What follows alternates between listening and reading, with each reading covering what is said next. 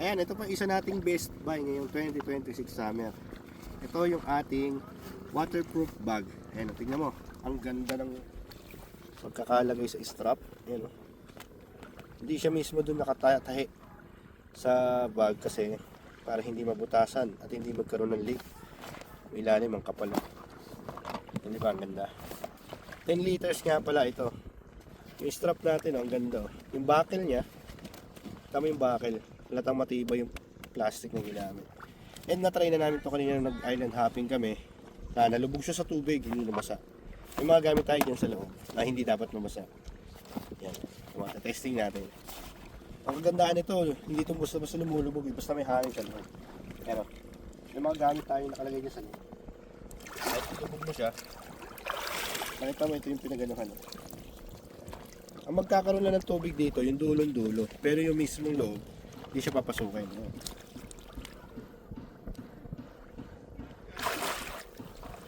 Pag lumubog siya, lulutang at lulutang. So kapag nasa mga island hopping ka o nasa gala ka sa dagat, pag nandito yung mga importante mong gamit, hindi ka matatakot na lulubog kasi may hangin siya, tapos lulutang. And syempre, yung pinakamaganda ron is napakatibay ng bag. Ganda nyo, ganda ng build. Sa tinagal-tagal nating mga gala, no? Ngayon lang tayo nakapag-decide bumili ng ganito. Eh, ang ganda-ganda pala. Ayan, ito yun. Check natin kung nabasa yung loob sa paglubog. Ang maganda pa rito dito sa loob. Ayan, oh. Diba, nabasa yung dito lang. Pero dahil may plastic siya, ayun, may plastic, hindi mababasa yung loob. Ayun, tuyong tuyo.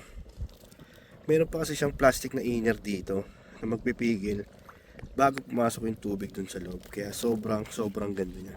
Tapos sa loob, may kita mo sa loob.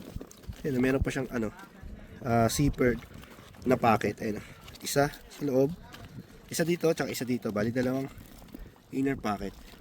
Makakabili ka ng mga sobrang mumurang dry bag pero walang mga ganitong features. Yan, sobrang ganda. May kita mo may plastic dito. Ayun yung isa sa pumipigil ng pagpasok ng tubig sa loob. Kaya kung mag-island hopping kayo, magagala kayo sa mga dagat, ilog, falls. Kadalasan, di ba, pag mga nagra-rides tayo, isa sa problema natin yung bag kasi natin mamabasa. Ito na yung sagot. Ang ganda niya. Hindi lang siya pang isahang gamit. Yan o. Easy lang siya i-buckle. Basta tutupuin mo lang siya ng maayos. Tapos, suot mo. Yan, diba? Imagine mo naglalakad ka sa falls or sa ilog. Pag kailangan mo po, nandiyan na sa likod mo siya. Gamit mo siya. Hindi mo naiintindihan na may mababasa kang gamit. Lagi may mga halagang gamit like cellphone, camera na hindi waterproof. Minsan kasi talaga nadadala natin yun, diba? Goods na goods.